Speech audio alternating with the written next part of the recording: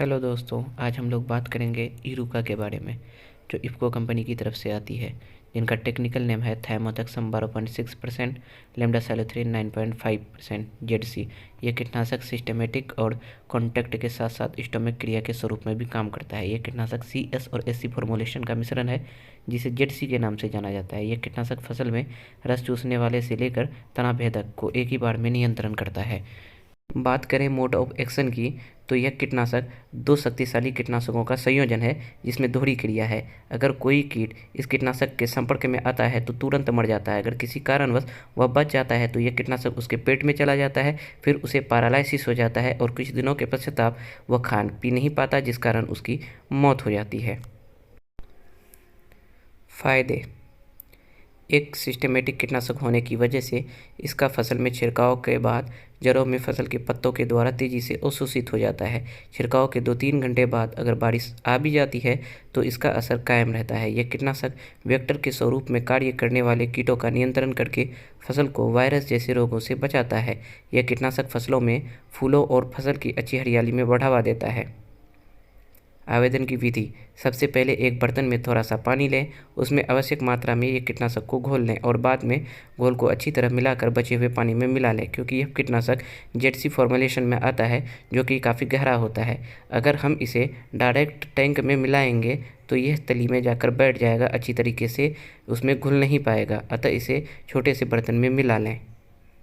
सुरक्षा निर्देश: इस कीटनाशक का उपयोग कोहरे के मौसम में कभी ना करें। इस कीटनाशक का छिड़काव हवा की दिशा के खिलाफ ना करें। इस कीटनाशक के छिड़काव के पहले सुरक्षा उपकरण जैसे कि हाथ मोजे, मास्क, चश्मा आदि पहन लें। इस कीटनाशक के छिड़काव के तुरंत बाद अच्छी तरह से नहा लेना चाहिए। कौन से फसल में इसका इस्तेमाल करना चाहिए? तो इस कीटनाशक का कपास, सोयाबीन, मूंग, उड़द, टमाटर, बैगन, भिंडी, गाजर, गोभी, चना, मटर, चाय, गेहूँ, मक्का, मूंगफली, आलू आदि फसलों में इसका इस्तेमाल करना चाहिए। कौन से कीटों को मारता है? तो ये चार्ट में दिखाए गए सभी प्रकार के तना भेदक तथा रस चूसने वाले कीटों पर नियंत्रण करता है। बात करें मात्रा की, तो कॉटन कपास में 200 मिलीलीटर, मक्का में 125 मिलीलीटर, ग्राउंडनट में 150 मिलीलीटर, सोयाबीन में 125 मिलीलीटर, मिर्च में 150 मिलीलीटर, चाय में 150 मिलीलीटर, टमाटर में 125 मिलीलीटर की दर से छिड़काव कर सकते हैं। अब हम समअप कर लेते हैं। जैसा कि आप देख सकते हैं, इफ़को MC की तरफ से इरूका थाइमोथक्सम 12.6% प्लस लेम्डासाइलोथ्रिन 9.5%, ये जेडसी फॉर्म में आता है, सिस्टेमेटिक एंड कॉन्टैक्ट इंसेक्टिसाइड। इस तरह का डब्बा आता है। ये 500 ml का है, 900 रुपीज़। इसका इस्तेमाल मैंने पहले कर रखा है, तो काफ़ी कम मात्रा में इसमें बचा हुआ है। मैं आपको दिखाने की कोशिश करता हूँ कि जेडसी फॉर्मुलेशन किस तरह का होता है। मेरे एक हाथ में मोबाइल फ़ोन है, तो दिखाने में थोड़ी दिक्कत हो रही है।